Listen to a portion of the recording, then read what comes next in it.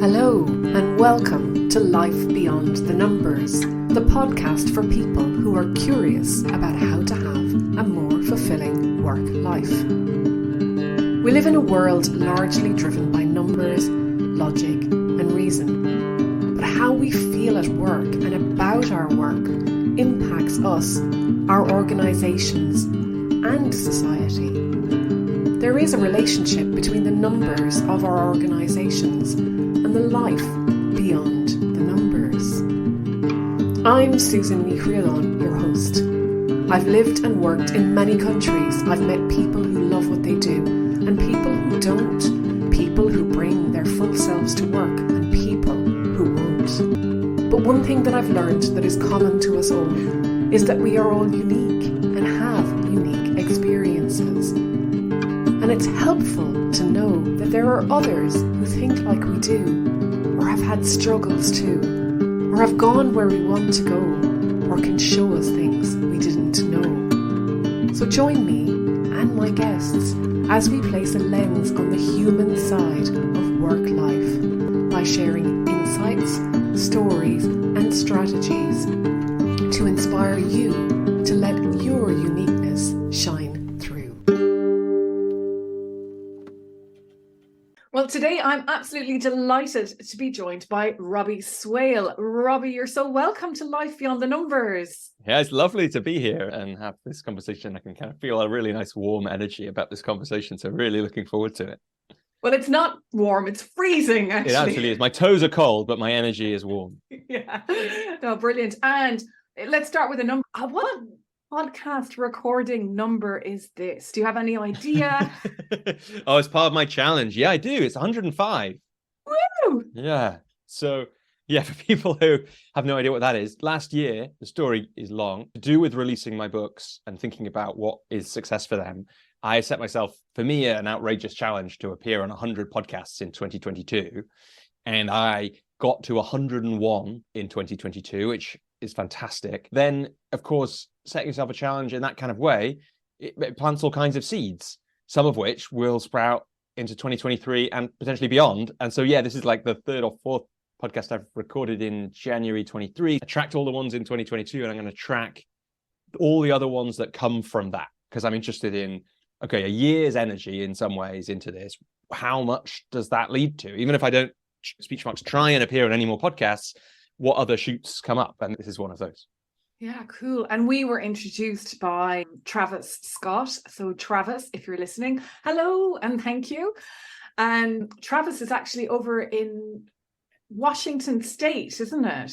Yeah, somewhere way over there. He briefly tantalized me with saying that his company had been bought by a British company, so he might be over and we could like have a beer or something without me having to fly halfway around the world. But I think that changed. So that's unlikely to happen. But yeah, Travis, what a great guy, and has 2 podcasts, which I managed to persuade him to have me on as part of my challenge. They're both really worth checking out. Not just the episodes with me, of course. Well, the Winding Road one, I'm a big fan of. Yeah, it's lovely. And I've had Travis on as well, and I'll put a link to the episode with Travis in the show notes.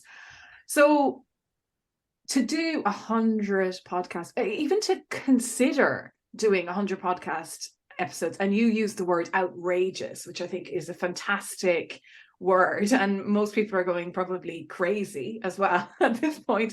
But when you set yourself an outrageous challenge, is it then easy to go and do it?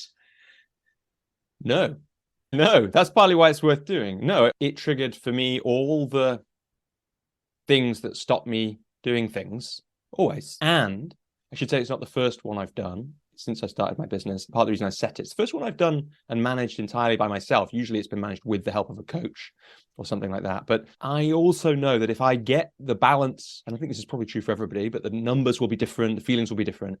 If you set yourself a challenge like that and you get the balance right of it's just outrageous enough, but not too outrageous, and you take it just seriously enough, but not too seriously, and you can find the way to keep going with it, then for me, it does amazing things. It engages some of the struggles, for example, that I normally have. So some of them it brings up, but some of them it gets rid of or makes me work through and around. It's just a great way to get out of my own way. If, for example, my friend Mike says, Deutsche Bank have asked me to give a talk. They won't let me do breakouts So I'm not going to do it because I only run workshops. I don't really give talks. But I know that you might want to give a talk. Do you want to do it? And I think, do I have anything to say to Deutsche Bank? No, this is terrifying. I come from charity sector in the arts, and I haven't worn a suit for, outside of a wedding in my life or a funeral, but I'm in a challenge. So instead of all that doubt, which is of course false, like, do I have something to say to Deutsche Bank? Yes, absolutely. I say yes. It also makes me ask for help. Things like me saying to Travis, can you introduce me to Susan? Because I really like the sound of her show and getting all kinds of help from people. And it gets me creative and entrepreneurial. And so, for example, when I was really struggling with the numbers partway through the year, I was like, well, what can I do to take this back in my control? I know I could launch a second podcast of my own, which is focused to fulfill the challenge, but is within my control. And so there's now the 12-Minute Method podcast with 14 episodes, which wouldn't exist without setting myself this kind of thing, which gets me going. So as you're speaking, I keep thinking necessity is the mother of invention.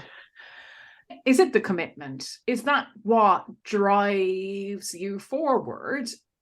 What is the overarching feeling or incentive, I suppose, to keep going?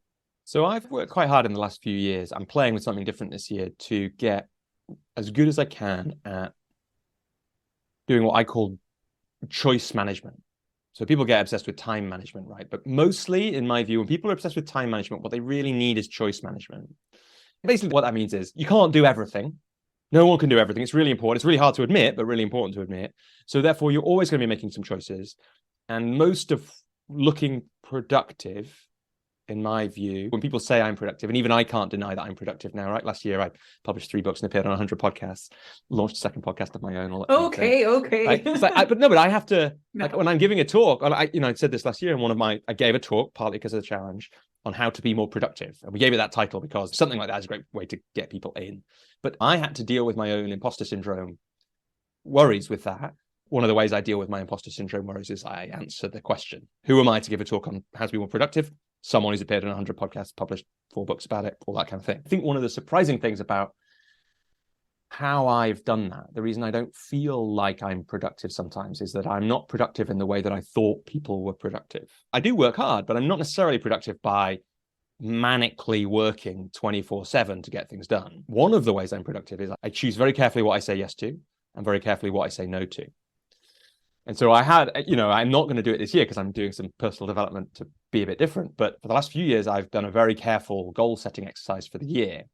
And I've learned a lot from that about how you get things done and what gets in the way of it for me, which involves choosing. It's a Warren Buffett story, which I won't go into, we can link to, about you choose the 5 most important things and then you only focus on them. If you Google James Clear Warren Buffett, you'll find a great little blog about it. Key thing of that story is that the next most important, interesting things are the most dangerous things to getting the most important things done. That's Say that again. So let's say you've got the 5 most important things, and you also know the next 10 most important things. Yeah. Those are the most likely things to derail you from the most important things. Because things that aren't at all important, you're probably pretty good at saying no to. But like number 7, the 7th most important thing that you could be working on this year, that's tantalizing. So one of the things that keeps me going is that, and it's quite hard work, is that commitment to not doing numbers 6 to 20, let's say, on the list. But it's also becomes a game. You were just talking about the before we switched on about the creatives workshop, the Akimbo workshop, right? Creating a streak of writing. Like, I'm a huge Duolingo fan. It's amazingly, what they've done there to gamify learning is incredible. And there's a game element of it. Isn't it funny that I completed that goal on the 21st of December, my last working day of the year, was when I got to podcast 100 and podcast 101, right?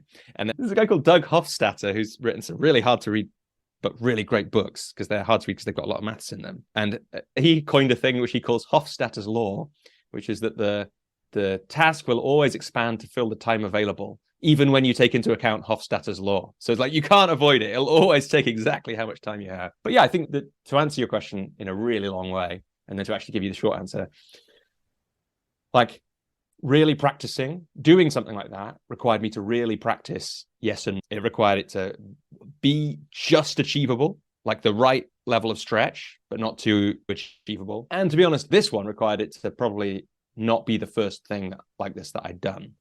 To get things done, one of the things I've noticed, especially hard things, you have to hold the separation from the outcome and the process really carefully. Otherwise, I certainly get derailed and overwhelmed. And then the last thing to say is I got super derailed and overwhelmed in about February last year. And I was like, how the hell am I going to do this? 100, this is totally ridiculous. What am I doing? And then I luckily remembered that I've already published one book about literally how to deal with overwhelm and get things done.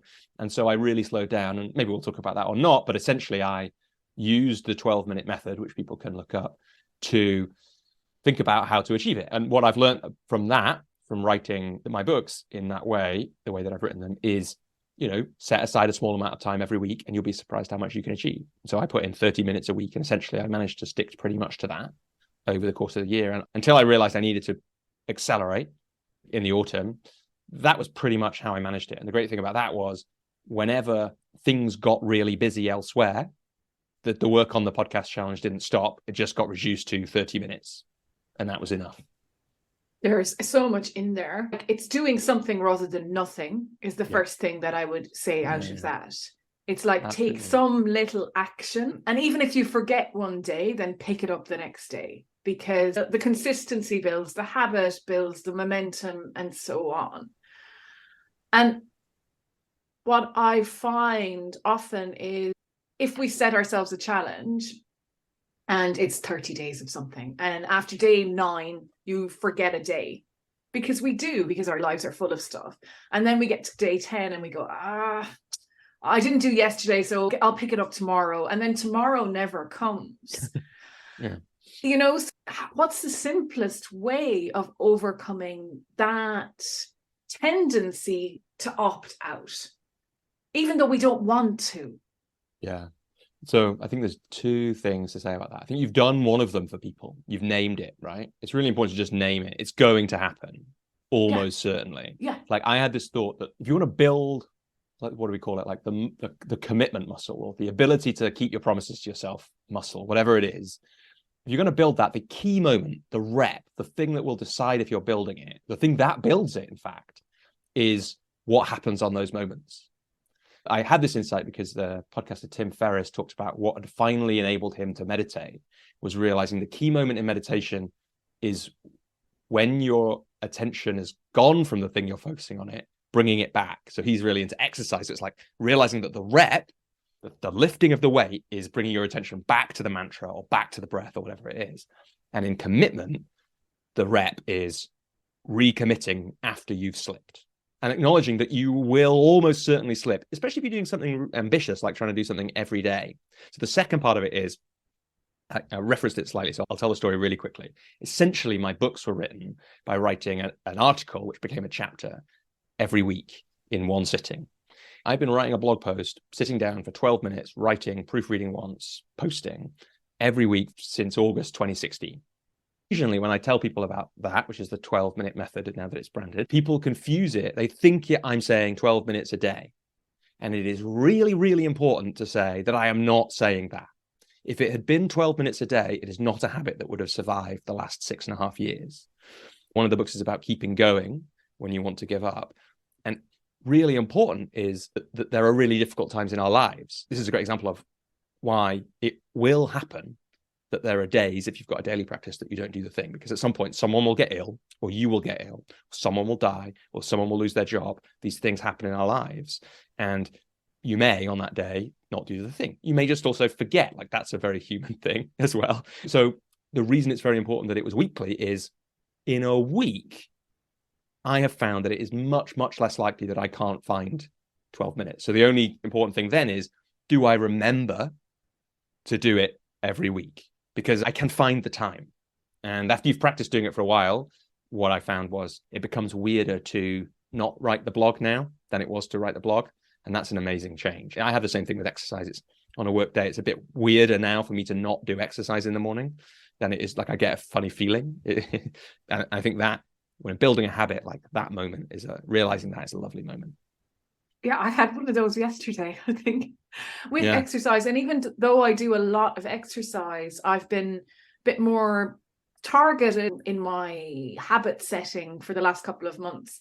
I'm going to be 50 this year. And in November, I said, right, and I want to take on a few things that make me healthier and fitter and whatever. And I'm going to break the year into 13 4 weeks. And each of those 4 weeks, I'm going to add a new habit.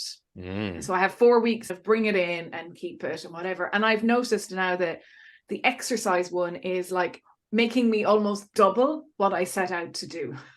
Right. Yeah. It's so ingrained now that I even feel like when I've done it, that I could do more today. Now, whether that'll be every day or not, but I think it's also when it strikes, go with the feeling. And I think there's something like it's inspired action, isn't it? If your body is telling you, you can do 12 minutes writing now, or you can go out for another walk, or you can lift heavier weights, whatever it is, do it. Yeah. I think there's a really interesting idea. I first thought about it because of a brilliant Seth Godin blog, probably my favorite all-time Seth Godin blog. If people Google the Bannister method, Seth Godin, they'll find it. So the idea, I don't know how true this is, I just trust Seth, but when Roger Bannister, who was the first, people don't know, was the first person to run a mile in under 4 minutes. And when he died, Seth wrote this blog, which said that the way that Bannister did that was really interesting. He didn't try and run a mile as fast as possible. He was trying to run a mile in exactly just under 4 minutes. And all his training was geared towards that. And the thing that Seth did was say, the interesting thing about this is we obsess about as much as possible all the time. What if instead we did the Bannister method, which would be to obsess about exactly enough, just enough. And one of the really powerful things about that, well, there's two really powerful things about that. The first one is, example, writing for 12 minutes, I would say is not really enough to write about anything substantial. But having practiced for the last 6.5 years, it actually is most of the time, more than enough time for me to write about any one idea, sometimes several. So if you obsess about enough, sometimes you get everything you need from a lot less doing or time than you would have thought you needed. And then the second key thing is the thing that you pointed to really nicely, which is that if you do just enough, often there'll either be knock-on effects in other parts of your life that you wouldn't have expected, or you'll just find yourself doing more, because usually the things that we want to do but aren't doing, the wanting to do is a kind of truer to a deeper part of ourselves than the not doing part. And that means that when we do it, we receive all the nourishment that that deeper part of us knows we need, whether that's exercise or eating differently, really looking after ourselves, or creating something, or starting something that we thought about starting for a long time. All those things, they're good for us. And so we feel the goodness of them. It tends to lead to more. Yeah, and keep it simple. I think that's something else, isn't it? We have a tendency that we need to go out and buy special clothes, or, set up with starting a podcast. I spoke to somebody yesterday who's like been starting a podcast, and it was all about the technology, and no, I'm not going to get this right. And I'm like, what do you need? Nothing. Just do it. And you'll get better. And no one's going to listen for the first 10 episodes anyway. Yes. Yeah, it absolutely. Like, I used to procrastinate a lot on things. I used to not do things a lot. And one of the two key things we could talk about. One was reading The War of Art by Stephen Pressfield. Then the other was was basically starting to assume that I was overthinking everything and getting interested in the 80-20 idea. So that 20% of the effort gives you 80% of the reward. So like, I probably do need to think a bit about tech for my podcast, but probably after I've done the first 20% of what I think I need to think about, I've done more than enough. So it's like, do you need to have a device that can run Zoom? Yes. If you know Zoom, do you need to learn Riverside Studio or any of those other platforms? No. Is it useful in the long term? Do they provide slightly better stuff? Probably, but like, better to have a podcast recorded on Zoom, of which you've got 15 episodes by the time you learn Riverside, than never start, because Riverside is a new thing and you can find excuses to not learn it. Yeah, it's fascinating. And there are so many different ways of looking at that. It can be imposter syndrome. It can be procrastination. It can be perfectionism. I mean, there's just so many different labels that overachievement, whatever. But let's go back to resistance, because I'd like to talk a little bit about that and procrastination. Because first of all, are they the same? Well, yes. I think that if I think about Stephen Pressfield, I think one of the things that he does in The War of Art and his other books along that theme, which there are many, and they kind of all say the same thing in beautifully different ways, and they're so punchy and easy to read. It doesn't matter which one you read, and you'll read them all because they're easy to read. What he does really nicely is he says all those things that you just named with all those different labels They all come from the same place. He calls it resistance. I think it's called The War of Art, Winning Your Creative Battles or something. He writes historical fiction about the like ancient Greeks and things like that. He likes that stuff. And it's good to have one enemy, right, in which to lump all this stuff we do that looks really like irrational, but we all will do it into. And I found that one of the key things to say is kind of that thing that I just said, which is, for me, massive reason I gave for not doing things, consciously or otherwise, was I have all these weird thoughts and do all these weird things. If I was really a writer or really a business person or entrepreneur or whatever, I wouldn't do all these things. And when I read Stephen Pressfield and his stories, and similarly Liz Gilbert and Big Magic and the things she says, like, it's just a great example of these very successful people also face, in Pressfield's language, resistance, also do weird stuff like procrastination, also have strange thoughts like perfectionism or imposter syndrome. Therefore, that's no longer a reason for me not to do. And so I would say, if I was putting my, like I mentioned the maths before, like I had a maths degree. I remember as a volunteer at a charity I worked at, laughing and being like, I'd forgotten you did maths, but you used the word subset when you just talked about it to talked about something to us. You know, if I was to think about the principles, yeah, procrastination for me is contained in the idea of resistance from Stephen Pressfield. But to be honest, it doesn't really matter. As long as we acknowledge that pretty much everyone has ways of avoiding doing the things that feel hard, then we can talk about any of those things. Yeah, absolutely. And I'm just trying to think in an office situation, right? If I'm at work now, there are things for sure that I'm avoiding. Yeah, right. And it used to be conversations a lot for me. Yeah, conversations. I was just going to say, whether it's about to approach somebody to say, you know, could you do it this way, or this isn't good enough, or whatever, or maybe plucking up the courage to, well, again, it's going to be a conversation, but go and speak to the finance people and tell me, what the hell do these numbers actually mean? And I don't think I ever really would have thought of that as resistance. And maybe I didn't have the word. Maybe I didn't know what resistance was. And one of the first times somebody talked to me about resistance, I remember them saying, keep a list of things that every time we ask you to, you know, it was a workshop, like every time we ask you to jump up and volunteer a song, if you don't want to do it, you will feel something in you that will stop you, and keep a list of those things. And so I suppose a very long-winded way of saying, how do we recognize resistance in ourselves?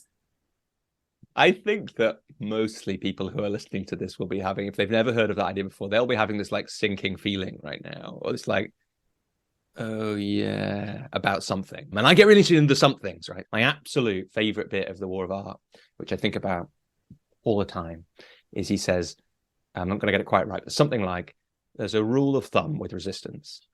The things to which we feel the most resistance are the most important things for our soul's evolution. I mean, it's like a big deal, this thing, right?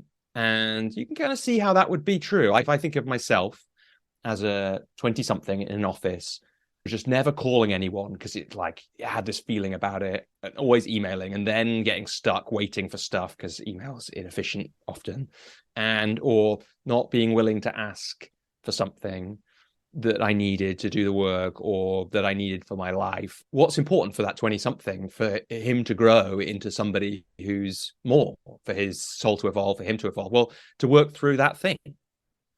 And unfortunately, the best way to work through something is to practice it and do it. And I've seen that to be true many times. The 12-minute writing practice came from, in some ways, I tell it different ways, but in some ways it came from me having read that rule of thumb in The War of Art and feeling it to be true, and seeing this thing about which I had massive resistance, and then finding a way with my coach to practice it.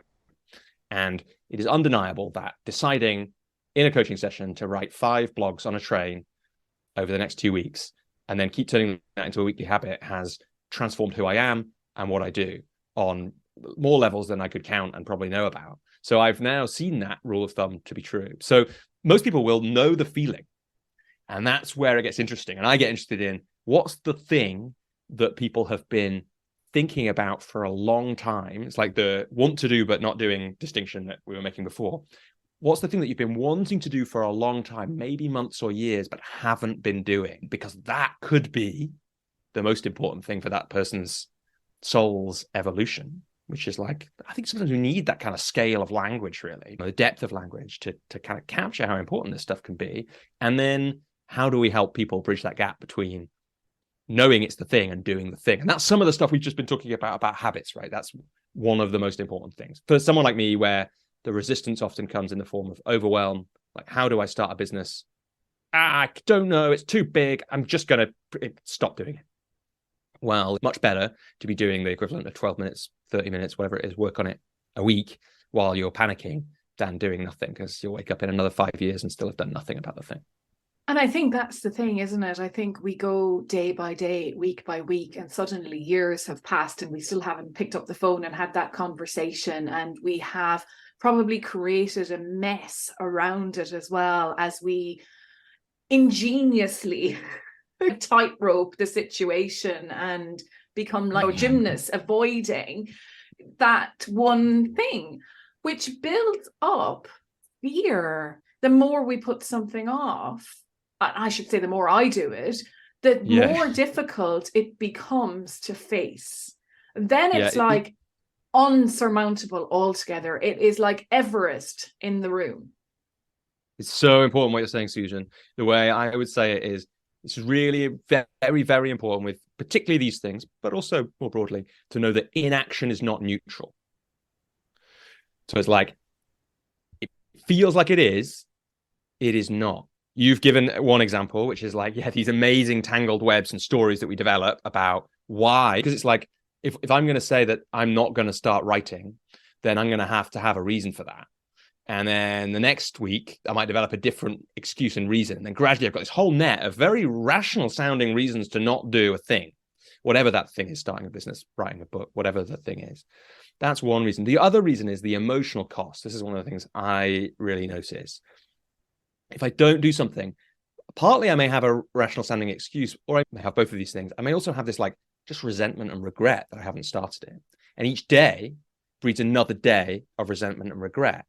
So if instead you were to take small action, you not only get the rush of courage from having taken the action and the satisfaction that you've actually done something, but you have negated that building of resentment and regret. So it's a double benefit if you take the tiny action today.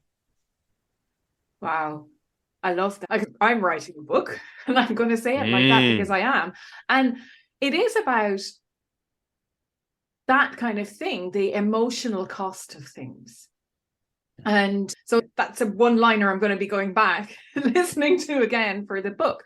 But that's an aside, because something else you said, I listened to one of your 102 podcast episodes during the week. And there was a question that you posed, and I was doing the ironing at the time. It helped my mind wander. I was stuck with something and I needed to help my mind wander. And the question that you asked, I think, what was the one thing that if I did it now, it would negate the rest or take that fear out of it, the sting out of it?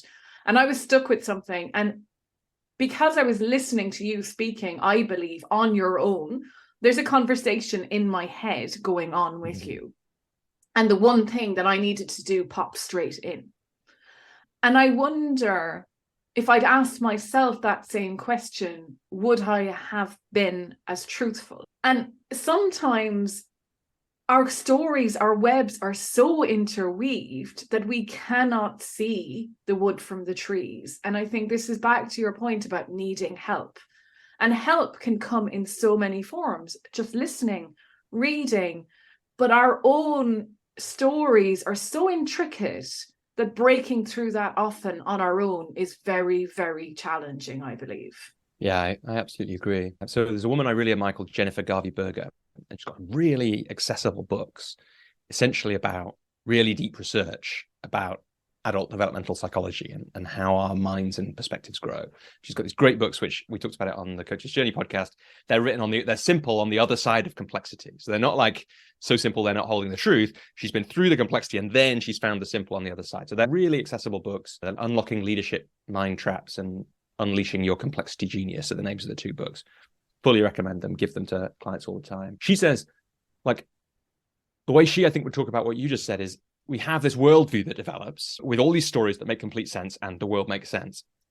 And when our worldview changes, it almost always gives us a better more true way of seeing what's happening in the world. So it's good to develop your worldview and a sense of perspective. That helps you deal with the complexity of the world. I just want to say that as an aside. The way that it happens is when something breaks your worldview, where you have a way of seeing the world, and then something means that you can't ignore that doesn't make sense. And I've had times in my life where that's happened a lot, and I can see the stories I've had a lot because I've been through a breakup. Often it's a kind of involuntary thing. Somebody's ill, somebody's dying, somebody's broken up with me. Sometimes it's a voluntary thing, like a learning experience or a retreat can kind of do this as well. And at that time, it feels a lot easier to get those things that really help us. The book comes in and it's like, oh, I can see now that all this is true. And that if I applied it, I can change my life for the better and see things. But when I wouldn't have done that as easily at other times because things are more entrenched.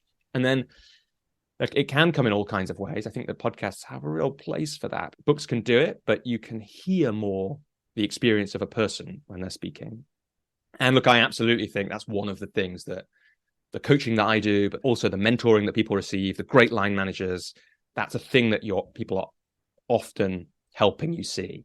I have a thing that I learned from Jennifer, which is just to say that it's not self-evident to me that that's true.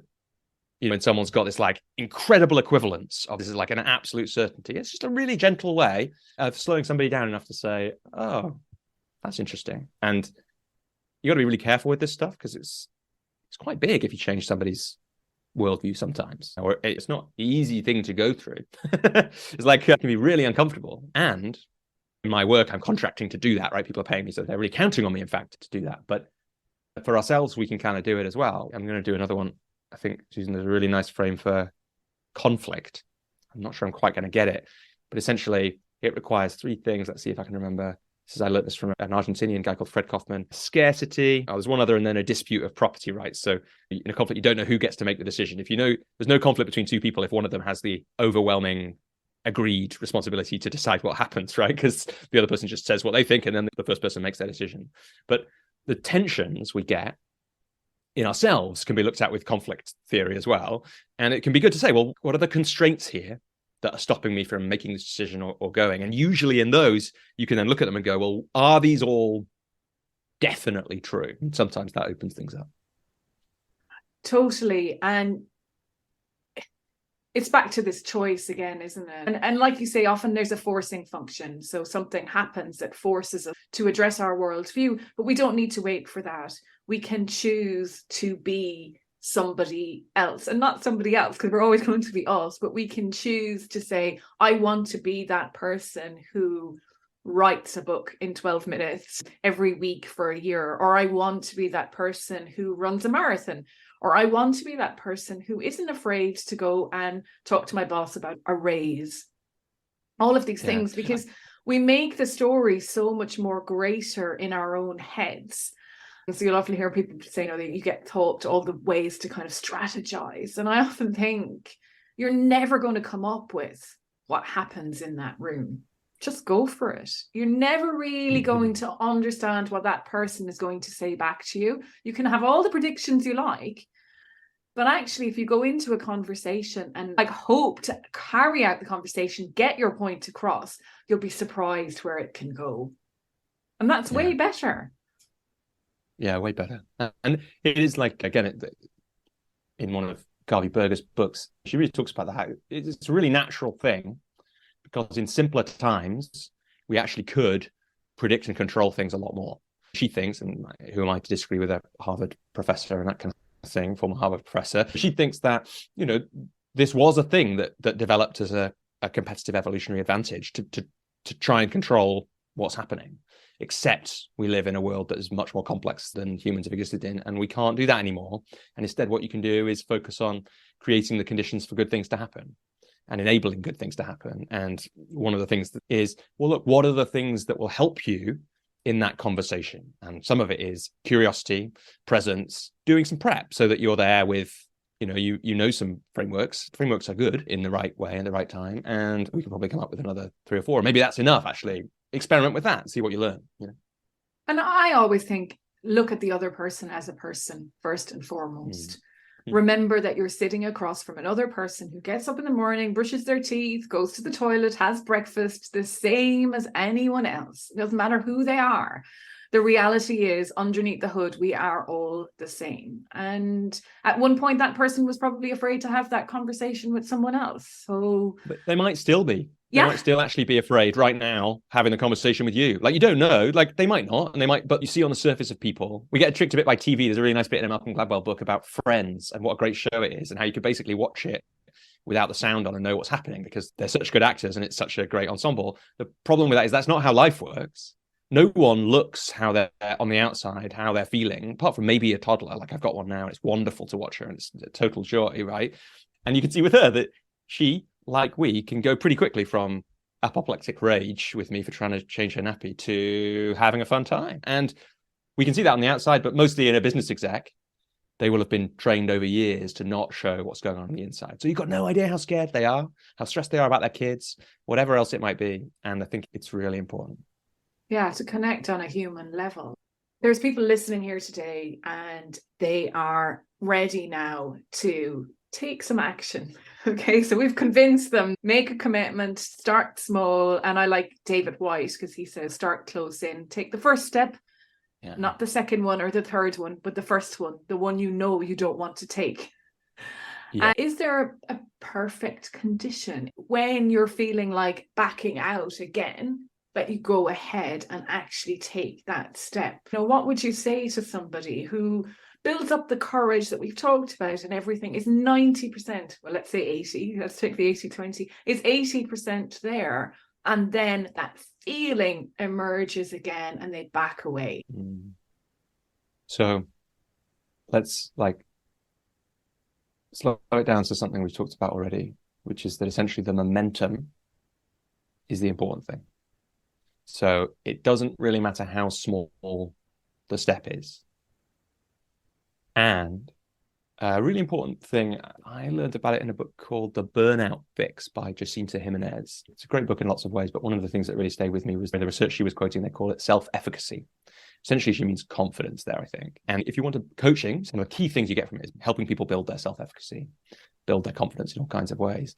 One of the things she talks about in that book is to be really careful with the goals you set, that they are goals that will build self-efficacy. And what that means is, I think, my memory is, might be wrong, it might be neutral or the same, but I think it's worse for self-efficacy to go for a goal that's too big and fail than it is certainly to go for a goal that's too small and succeed, but maybe to go for nothing. Like, it's actually a maybe negative effect. So it's really important to be careful with the commitments we make and the goals we set, if it's about something really important to us and if there's a fragility or a deep fear there.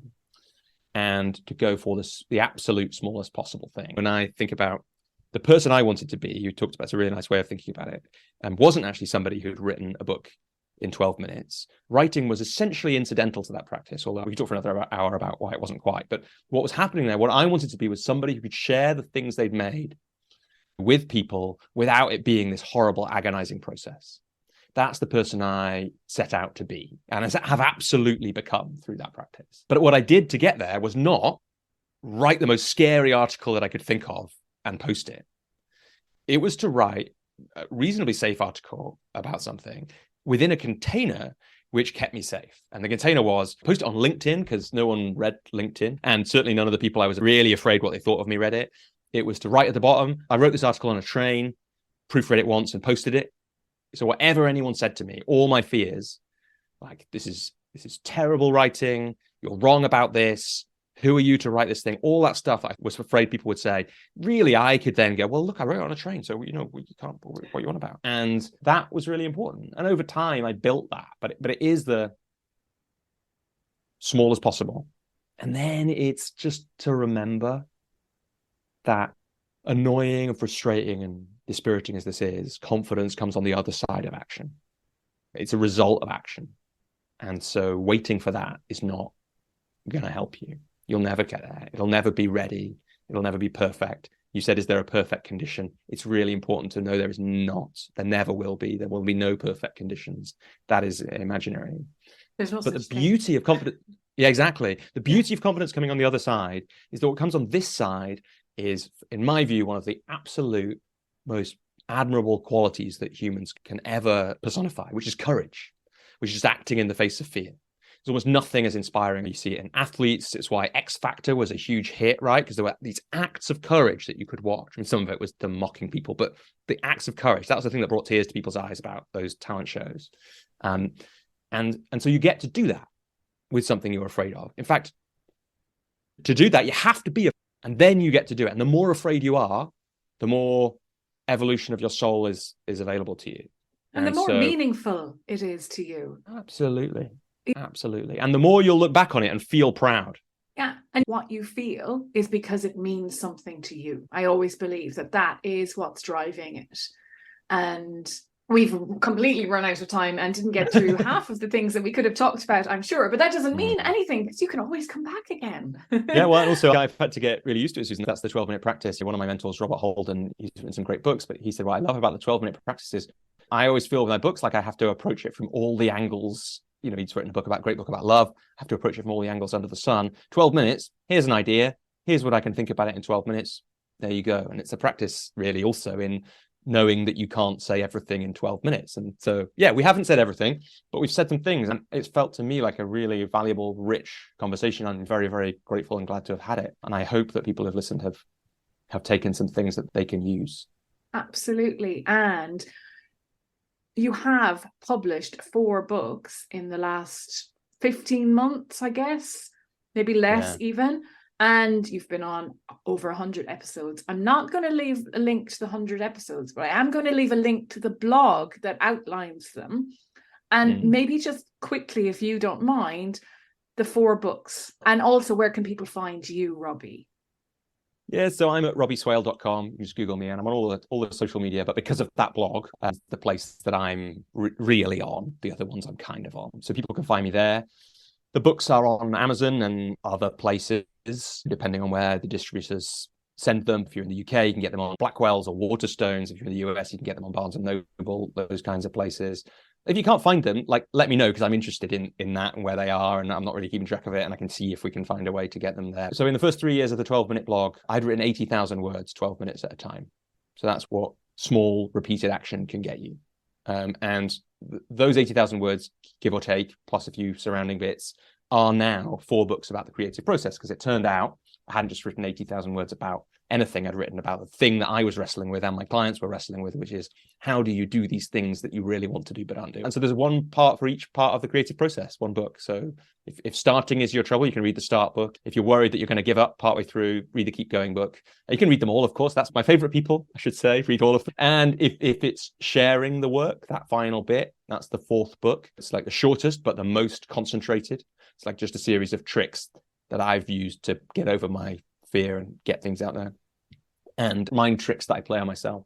And the 3rd book in the series, but really in some ways the 4th, because of what we just said about perfect conditions, is about creating the conditions to do your best work, to do great work. And so, yeah, but I would strongly recommend that people just buy all of them. Yeah.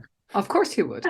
And hopefully in this episode, you've given away most of the secrets anyway. Yeah. No, but actually, I do think we've gone through the journey of pretty much all of them. But yes, of course, go and read them, buy them. But actually, Susan, it's probably important to say I'm really joking about that. And where the podcast challenge came from, just to kind of complete that loop, because we're talking about it now, is I realized that the most meaningful success for me from those books would be if people were writing to me or speaking to me saying, I've been wanting to do this thing for a long time, and I came across your work and I've finally done it.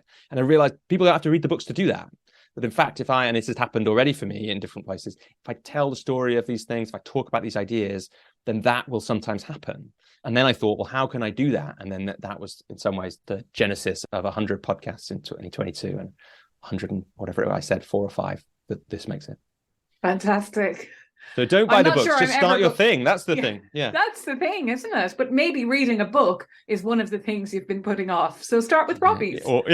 That's good. Or maybe it's resistance, and so you should just do your thing. Yeah. Oh, maybe that's it. Yeah. I think reading is a form of procrastination for me. Sometimes it's for me as well, yeah. Yeah.